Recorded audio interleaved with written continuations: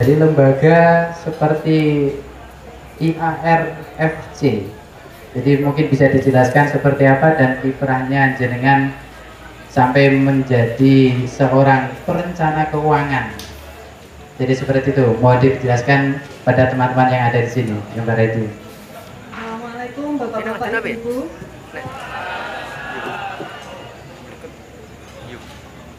Jagungan mata?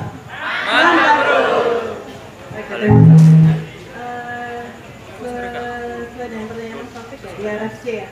IARFC itu adalah suatu lembaga atau lembaga pendidikan khusus untuk financial planner secara independen. Jadi singkatannya adalah International Association Registered Financial Consultant.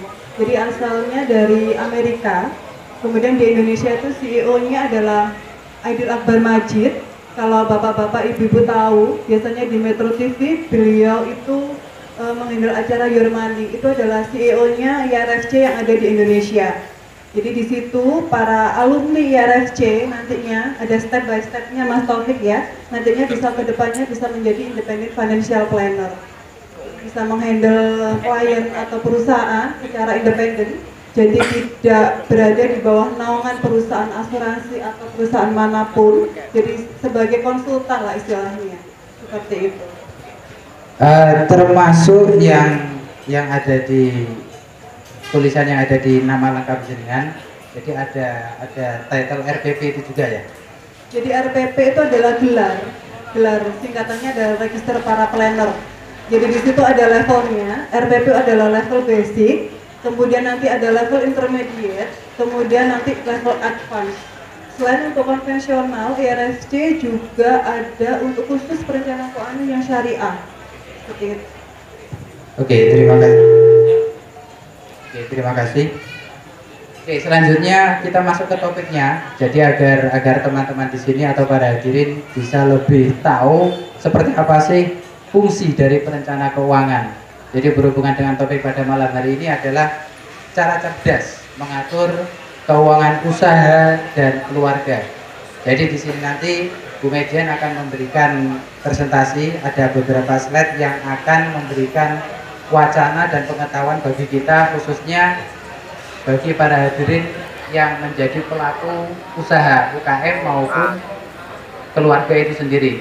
Jadi bagaimana cara menata atau mengatur keuangan keluarga kita dan juga usaha yang kita miliki. Jadi waktu dan tempatnya kami serahkan ke Bu Median untuk memberikan materi. Oke, terima kasih. Bapak-bapak ibu mungkin baru tahu ya untuk profesi financial planner. Jadi financial planner adalah profesi perencana keuangan. Istilahnya kalau misalnya kita seperti adalah peta. Dari situ kita akan mengajari klien untuk merencanakan beberapa keuangan. Walaupun untuk keluarga di situ ada beberapa step-step yang harus diikuti atau dilakukan oleh klien. Itu adalah fungsi kita sebagai financial planner. Slide kedua, di sini saya akan membahas tentang financial planning untuk keluarga. Nah, di sini ada quote dari suatu financial planner dari Amerika. Isinya artinya adalah I believe that through knowledge and discipline financial peace is possible all of us. Jadi istilahnya kalau kita misalnya disiplin sama keuangan kita akan merasakan bebas keuangan. Artinya kita akan merasa cukup walaupun gaji kita kecil. Kalau kita pintar mengelolanya, itu kita akan merasa cukup. Sebesar apapun gaji kita, kalau kita tidak pintar mengelolanya, akan tetap merasa kurang. Kayak gitu.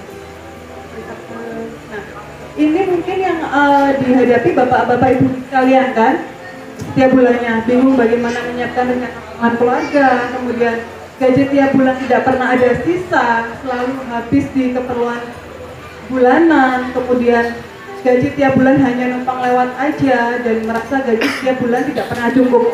Mungkin itu yang kita alami sehari-hari ya Bu, kalau kita misalnya tidak bisa mengatur keuangan keluarga. Selanjutnya. Nah, di sini saya ada tips-tips atau cara mengatur keuangan. Yang pertama adalah membuat rencana pengeluaran dalam 1 bulan. Jadi dalam 1 bulan ke depan kita harus bisa merencanakan dulu. Nantinya bulan ke depan apakah ada goals atau target yang akan dicapai kita. Nah, kemudian yang kedua, kita akan membagi dalam beberapa alokasi. Untuk yang pertama adalah giving. Rekening giving itu adalah isinya rekening yang khusus untuk zakat, infak, sodako, seperti itu. Di situ komposisinya 2,5% sampai 5%, tergantung dari pribadi bapak-bapak, ibu-ibu. Kemudian untuk yang kedua adalah cicilan hutang. Cicilan hutang itu 30%. Itu masuk untuk rekening kedua. Jadi khusus adalah cicilan hutang. Untuk hutang itu tidak boleh lebih dari 30%, bapak-bapak, ibu-ibu. Kalau lebih dari 30% berarti cash flow-nya itu tidak aman. Dan hutang pun itu ada dua, hutang produktif dan hutang konsumtif. Hutang konsumtif itu adalah seperti cicilan kartu kredit, kemudian cicilan-cicilan misalnya baju, itu adalah hutang konsumtif dan harus dilunasi. Kalau hutang produktif itu adalah hutang yang bisa menjadi aset, misalnya cicilan KPR atau cicilan apartemen, cicilan tanah. Semakin panjang cicilannya itu semakin bagus karena nilainya akan semakin naik. Kemudian untuk yang rekening ketiga adalah saving. Di situ komposisinya 10% sampai 40%, tergantung dari bapak ibu sekalian. Kembali lagi ke pribadi, maksimalnya adalah 40%. Saving, yang termasuk saving itu adalah membayar premi asuransi, kemudian investasi, kemudian tabungan, itu adalah masuk ke saving. Nah, sisanya baru masuk ke keperluan bulanan, yaitu living. Kenapa di sini untuk living atau kebutuhan bulanan ditaruh di prioritas yang terakhir? Karena supaya untuk prioritas yang atasnya itu bisa terpenuhi. Kalau kita balik lagi, living itu adalah di prioritas yang pertama, nantinya saya yakin deh, giving, cicilan hutang, dan saving itu nggak akan terpenuhi. Gitu, itu pasti. Jadi nanti gajinya tiap bulan pasti habis untuk living semua. Jadi pasti mbak, aku nggak cukup ya ini bayar asuransi karena duit itu kan pas-pasan habis buat jangankan untuk bayar premi asuransi, untuk hutang pun itu sudah habis, untuk makan pun kita sudah kesusahan. Nah, maka dari itu untuk living kita taruh di komposisi yang paling terakhir. Seperti saya informasikan tadi, sebesar apapun gaji kita, kalau kita tidak mampu untuk mengelolanya dengan baik, maka tidak akan pernah cukup. Walaupun gaji kita pas-pasan misalnya per bulan 5 juta atau 1 juta, tapi kalau komposisinya itu benar, maka akan cukup, kita akan merasa cukup. Semua sudah terpenuhi, dari savingnya, kemudian hutangnya, givingnya, itu semua terpenuhi. Seperti itu sih, simple aja. Dan semua itu adalah karena kebiasaan. Kalau misalnya ada beberapa klien dari saya ya, Mbak, jangankan saya mau saving, untuk kebutuhan sehari-hari pun itu saya masih ngutang. Gimana saya mau saving? Penghasilan saya pas-pasan. Banyak kan seperti itu. Kembali lagi kita ke kebiasaan. Jadi walaupun sedikit, kalau kita komposisinya itu pas, benar, insya Allah saya yakin semua akan terpenuhi. Itu sih. Kemudian untuk yang terakhir, terima kasih. Hanya itu aja, simple aja untuk financial planner. Dan sebelum bapak-bapak, ibu-ibu untuk asuransi, investasi harus dipenuhi dulu dana darurat. Apa itu dana darurat? Dana darurat itu nantinya yang akan bisa kalau kita ada keperluan darurat, misalnya nih kejadian tiba-tiba saudara kita sakit, kemudian menikah dan butuh uang, misalnya uang cash, itu bisa diambilkan dari dana darurat. Jadi cash flow kita akan aman. Berapa sih idealnya dana darurat itu? Untuk yang single itu idealnya 3-6 kali penghasilan. Kemudian untuk yang sudah berpenghasilan itu 6-9 kali penghasilan. Kalaupun Mbak banyak banget sih dana daruratnya, misalnya 10 juta nih per bulan, kemudian saya harus dana daruratnya 9 kali, berarti 90 juta dong saya harus save. Paling tidak ada 30% dari 90 juta itu ada masuk ke rekening dana darurat. Dan rekening dana darurat itu harus disimpan di tabungan atau ATM yang liquid, yang mudah dicairkan. Itu adalah dana darurat.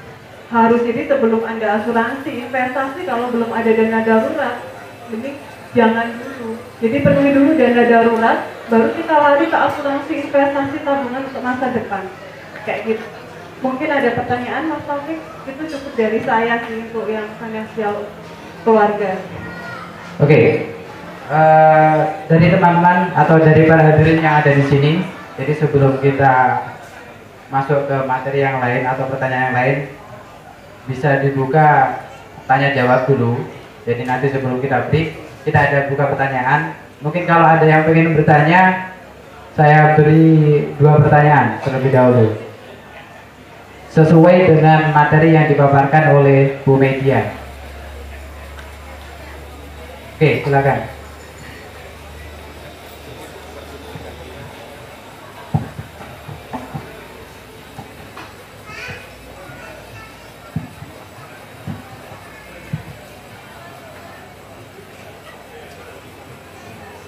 Terima kasih atas waktu yang diberikan kepada kami.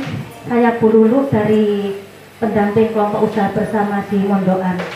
Di sini kami mempertanyakan bahwa mengenai rencana anggaran belanja dalam rumah tangga itu pengalaman pribadi selama 31 tahun kami berumah tangga itu memang kami rencanakan, kami jadwalkan untuk pembelanjaan ini dan itu.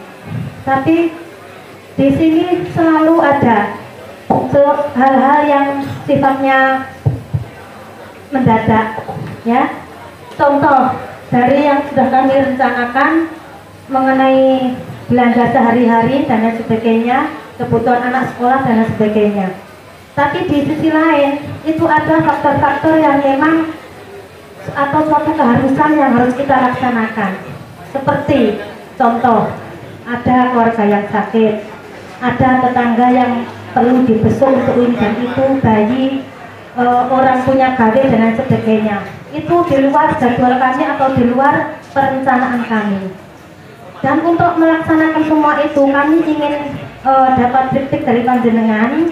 Mungkin kami tergolong dari gaji yang pas-pasan, sehingga untuk selebihnya ke situnya yang tak terduga tadi itu kadang-kadang tidak terprediksi atau tidak terplanning atau gimana kalau istilahnya kan itu, sehingga kami butuh kritik untuk ke situnya. Terima kasih. Oke, tepuk tangan untuk Ibu Lulu. Oke, Bu Media bisa langsung dijawab. Oke, terima kasih Ibu Lulu ya. Seperti yang saya informasikan tadi Bu, harus ada dana darurat. Jadi harus ada rekening terpisah untuk dana darurat. Seperti yang saya informasikan tadi, berapa sih besarnya? Untuk yang berkeluarga itu ada 6 sampai 9 kali dari penghasilan. Jadi kalau untuk dana-dana seperti itu bisa diambilkan di dana darurat Bu. Jadi cash flow-nya itu tidak akan terusik. Jadi tetap Ibu bisa nabung untuk pendidikan, untuk asuransi itu tetap ada. Semua itu diambilkan dari dana darurat. Jadi untuk saat ini sarankan kepada Ibu Lulu untuk menabung dulu di dana darurat. Harus dipenuhi dulu Bu dana daruratnya. Kalau itu sudah terpenuhi, insya Allah sudah aman. Dan untuk yang hutang itu maksimalnya 30%, jadi nggak boleh lebih dari 30%. Kalau lebih dari 30% pasti sudah nggak aman dan cash flow-nya itu nggak akan sehat. Itu yang wajib. Walaupun keluarga, usaha, dana darurat harus dipenuhi dulu Bu. Seperti itu. Terima kasih. Bagaimana Bu Lulu? Ada tambahan, ada sanggahan?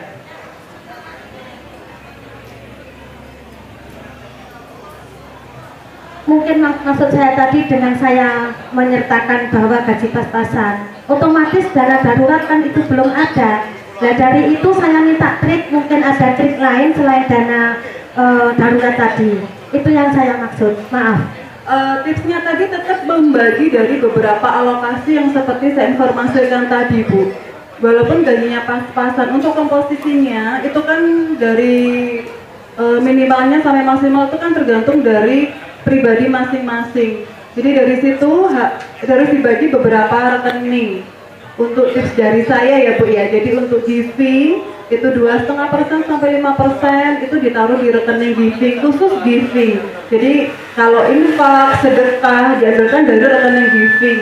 Kemudian yang kedua, cicilan hutang, ada rekening pisah sendiri khusus cicilan hutang. Jadi kalau ibu untuk mencicil hutang diambilkan dari rekening tersebut. Kemudian yang ketiga adalah rekening saving. Saving itu isinya untuk membayar premi asuransi, mungkin kalau ibu punya, kemudian tabungan, investasi. Untuk alokasinya di situ 10 sampai 40%. Itu tergantung dari ibu berapa komposisinya. Kemudian yang terakhir adalah living. Sisanya dari semua itu kalau sudah terpenuhi, silakan dihabiskan, Bu. Dihabiskan untuk keperluan bulanan. Selama kita menghabiskan di jalan yang benar, itu nggak apa-apa. Karena itu sudah hak kita, karena kita sudah bekerja, jadi kita boleh dong menikmati hasil kita. Yang penting kan semuanya sudah terpenuhi. Seperti itu mungkin tips dari saya. Iya, ya. Iya. Terima kasih, berarti kami Iya. punya PR untuk Iya. dana darurat tadi. Monggo. Iya, ya. Jadi Terima harus kasih. di financial check up ya Bu ya. Jadi dana daruratnya di rekening terpisah, dan untuk dana darurat Bu, tips dari saya itu jenengan sama suami itu harus tahu password PIN-nya. Jadi ditaruh di tempat yang memang sama-sama tahu. Karena mungkin salah satu dari bapak atau ibu misalnya perlu dana darurat, itu salah satunya bisa ambil. Karena ada kejadian dari klien saya ya Bu ya, beliau ada dana darurat, kemudian ATM untuk dana daruratnya dibawa sama anaknya di luar kota. Kemudian bapaknya harus masuk rumah sakit dan butuh uang tunai, sedangkan istrinya nggak tahu. Nah itu jadi kan nggak berfungsi untuk dana darurat. Jadi dana darurat harus ditempatkan di yang mana, di tempat yang kita tahu, kita dan pasangan kita tahu, dan PIN-nya juga tahu. Seperti itu. Iya, iya. Ya, itu Terima kasih Bu ya. Terima Iya. kasih. Oke, terima kasih Bu Lulu. Pertanyaan selanjutnya ini tadi ada tadi habis ini Pak. Yang kedua, silakan. Kenalkan nama. Terima kasih. Assalamualaikum warahmatullahi wabarakatuh. Kami dari Karang Taruna Kabupaten Tuban, Mas. Terima kasih atas undangannya Pak Farid. Kemarin kami ditelepon secara langsung agar teman-teman Karang Taruna bisa serawung di rest area dalam acara jagungan matok. Sekali lagi kami sampaikan banyak terima kasih. Yang sebelum dalam masuk ke tema, kami perlu mengingatkan dulu bahwasanya pada malam hari ini ada salah satu putra dari Tuban yang bernama Nur, Mas, yang kebetulan malam ini juga berjuang untuk mengangkat nama Tuban lewat salah satu kontestan di sana. Maka dari itu kami dari Karang Taruna mencoba mengingatkan untuk sekaligus mendukung bahwa dari Tuban perlu kita dukung. Mudah-mudahan usaha dan perjuangan Mbak Nur KDI ini bisa lolos pada malam hari ini, karena kemarin Karang Taruna sempat berkunjung ke sana dan ada simbolis dukungan bentuk perdana gratis terhadap teman-teman Karang Taruna. Kami minta untuk mendukung. Itu yang pertama. Yang berkaitan dengan tema hari ini, bahwasannya tadi sudah menyinggung yang punya gaji sedikit atau banyak. Pertanyaan kami adalah yang belum pernah dapat gaji, Mbak, ini bagaimana memperolehkan gaji? Memang kita akui Karang Taruna yang notabene ada anak pemuda, ini kami akui memang belum sampai ngomong gaji kecil banyak ya Mbak, boleh gaji pun itu susah. Kami akui memunculkan gaji ini masih di luar bayangan. Jadi sebelum ngomong manajemen gaji sedikit dan gaji banyak, bagaimana agar manajemennya baik dan terkontrol sampai ke investasi, sampai ke asuransi, sampai ke jangka akhir tua dan sebagainya. Saya pikir bagaimana memunculkan bencah nom-nom itu ada gaji, Pak, walaupun sedikit. Begitu. Terima kasih. Dari kami, mohon maaf kurang lebihnya. Wassalamualaikum warahmatullahi wabarakatuh. Oke, terima kasih atas pertanyaannya. Bisa langsung jawab. Terima kasih Mas. Maksudnya memunculkan gaji gitu, jadi tidak berpenghasilan seperti itu, atau penghasilannya tidak tetap. Kalau masih nganggur berarti harus bekerja dong Mas supaya dapat penghasilan kayak gitu. Jadi kalau sudah baru dapat penghasilan baru bisa diatur. Kalau misalnya nggak dapat penghasilan, yang diatur apanya Mas? Kayak gitu. Iya. Jadi kembali lagi ke pertanyaannya tadi Mas. Jadi harus berpenghasilan dulu, baru kita diatur untuk manajemen keuangannya. Karena di situ kita membahas adalah untuk penghasilan atau gaji itu tiap bulannya. Karena kan yang kita jumpai sebesar kadang gajinya sudah besar, pengeluarannya juga besar, itu sebenarnya tidak pas sih. Selama kita bisa mengaturnya, itu semuanya cukup. Kalau misalnya Mas tadi tidak ada penghasilan, yang mau diatur apanya Mas? Tanya lagi. Nah, itu. Kecuali walaupun itu penghasilannya tidak tetap, tapi kan masih ada penghasilannya, itu bisa diatur, itu bisa ada manajemennya seperti yang saya informasikan tadi. Saya kira jawaban saya seperti itu Mas Taufik. Terima kasih Mas. Terima kasih. Gimana Mas?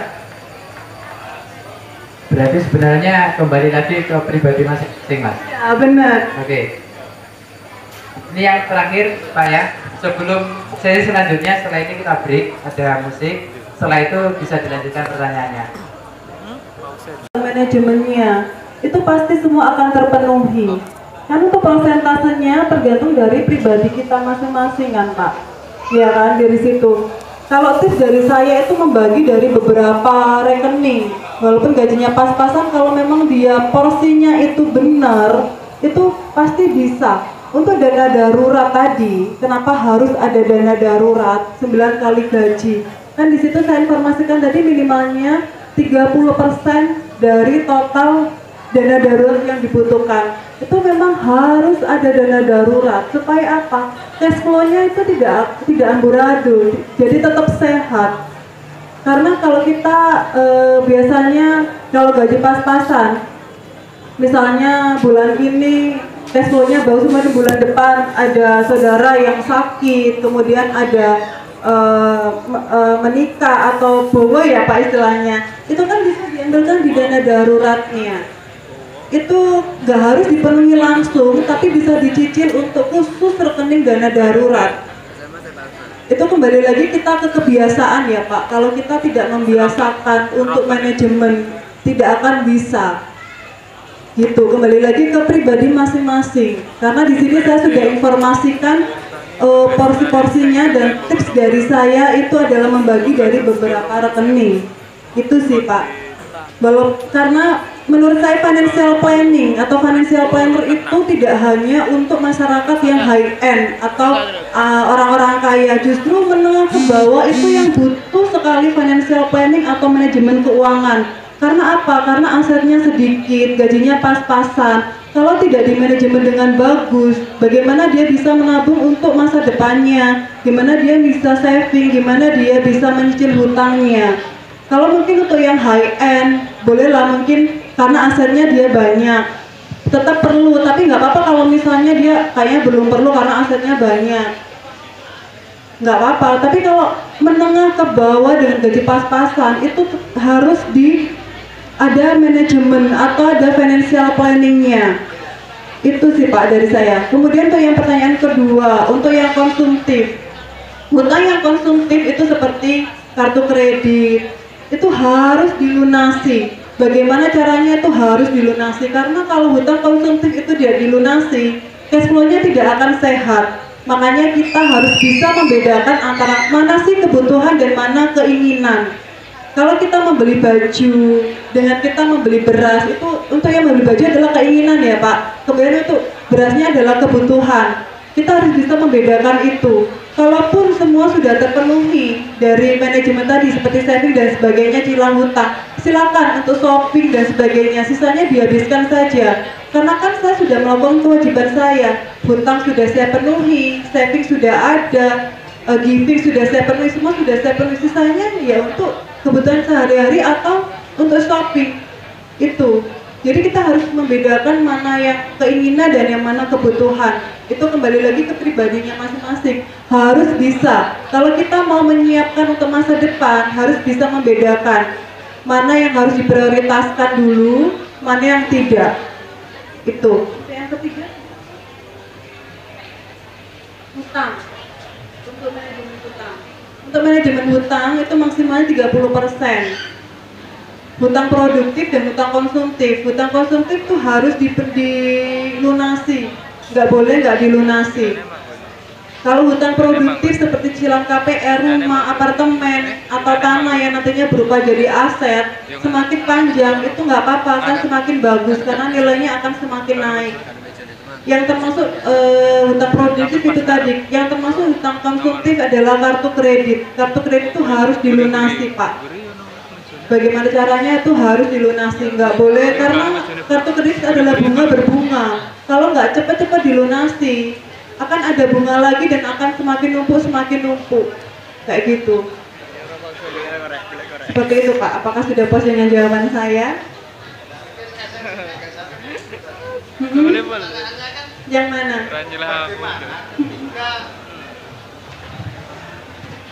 Pertanyaannya adalah, ini kan tadi jenengan tadi jawabnya itu saja.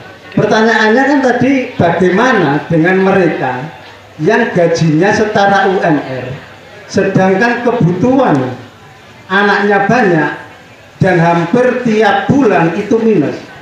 Apakah mungkin menerapkan perencanaan seperti ini? Jawabannya jelas tidak mungkin. Saya yakin jawabannya jelas tidak mungkin. Nah, ketika jawaban tidak mungkin itu muncul, lalu apa yang harus dilakukan? Kalau mereka tetap dengan prinsip gali lubang tutup lubang, ini prinsip. Tetapi Anda sebagai seorang planner finance kan bisa memberikan solusi. Tadi tidak menyentuh ke situ, menyentuhnya hanya pada konsumtif, produktif, itu saja. Berbicara kalau high end, oke lah, ini masuk. Ini kan low end.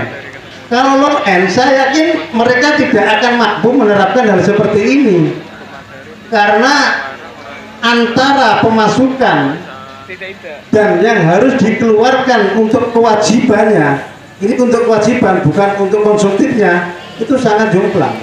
Satu contoh, UMR Kabupaten Tuban katakanlah 1.500.000. Mereka punya anak 3. Kalau setiap hari mereka membutuhkan 60.000, berarti ada minus 300.000.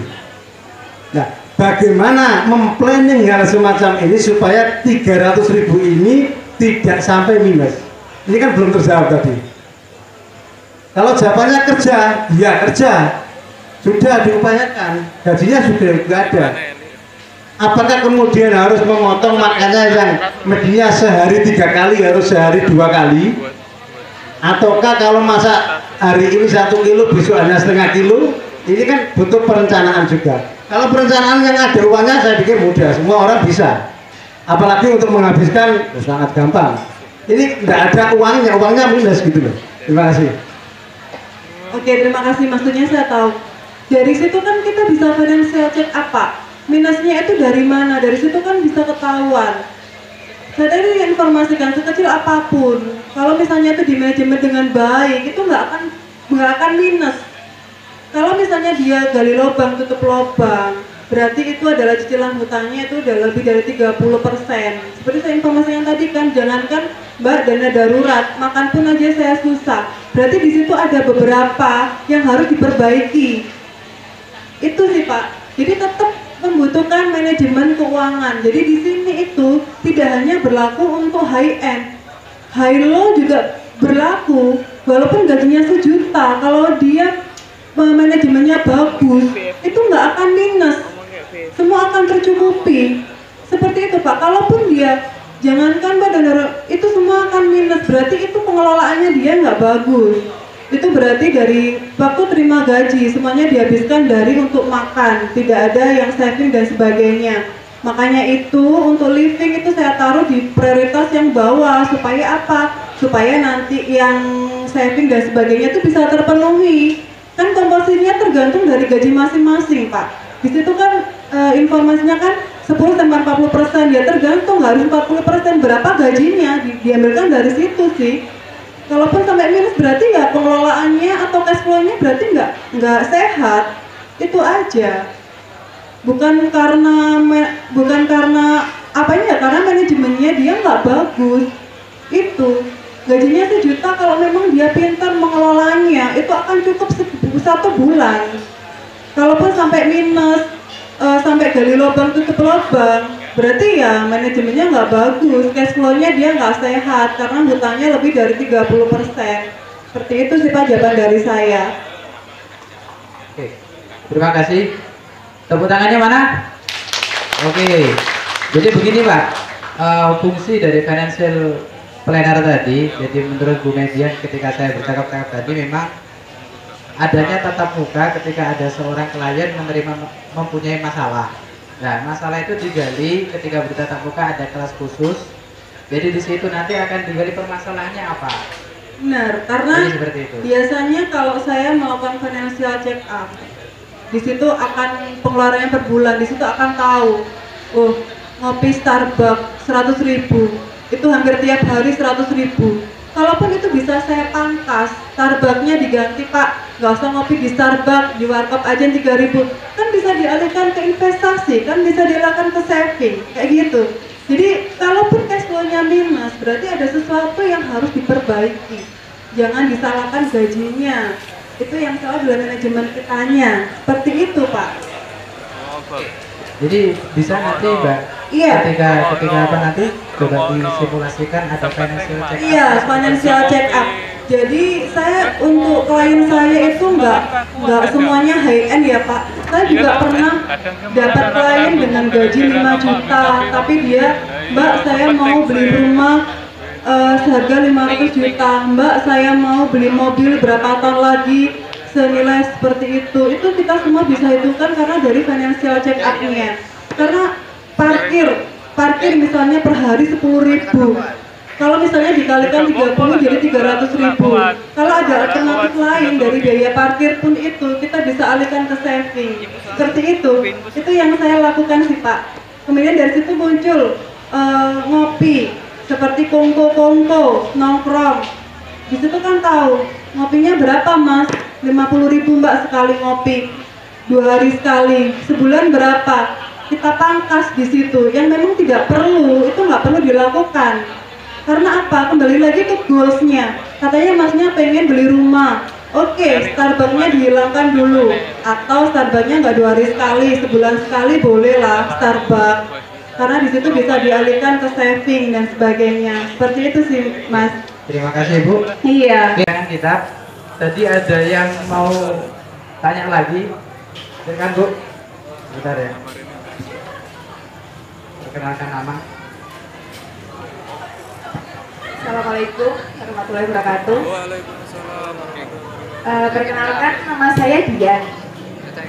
Terus terang sebagai orang awam soal ini ya Kak ya.